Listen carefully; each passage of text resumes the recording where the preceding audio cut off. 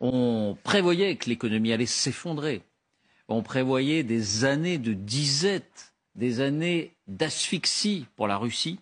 Et voilà que les dernières prévisions du FMI de croissance nous disent tout le contraire. Non seulement la Russie ne va pas plonger dans la récession, mais sa croissance dans les 2 ans qui viennent pourrait être supérieure à celle de l'Union européenne ou des États-Unis. Donc l'économie russe ne va pas si mal que ça. Elle irait même plutôt bien dans les mois qui viennent.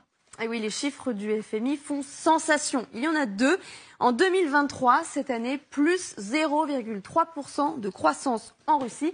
Autrement dit, la Russie échapperait à la récession.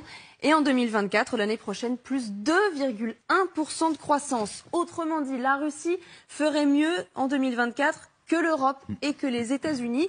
La zone euro ferait 1,6%, les États-Unis 1%.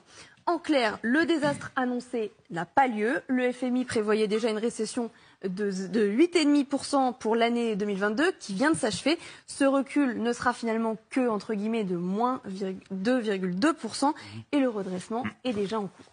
Donc on ne comprend rien. Est-ce qu'on s'est complètement planté? Est-ce que la politique des sanctions est inefficace? On va prendre les choses dans l'ordre. D'abord le rouble. Le rouble russe. On a beaucoup dit que le rouble allait s'effondrer. Annie, est-ce à dire que finalement il a tenu bon? Eh bien oui, il ne s'est pas effondré, loin de là. Regardez sa valeur ici face à l'euro. Début mars, sous l'effet des premières sanctions occidentales, vous le voyez, il a très clairement plongé. Mais il est immédiatement remonté à un très très haut niveau, un niveau supérieur à celui qu'il avait avant la guerre et un niveau non atteint, disons-le aussi, depuis 2015 face à l'euro. Ces dernières semaines, vous le voyez, il a de nouveau légèrement baissé, mais maintenant il s'est stabilisé.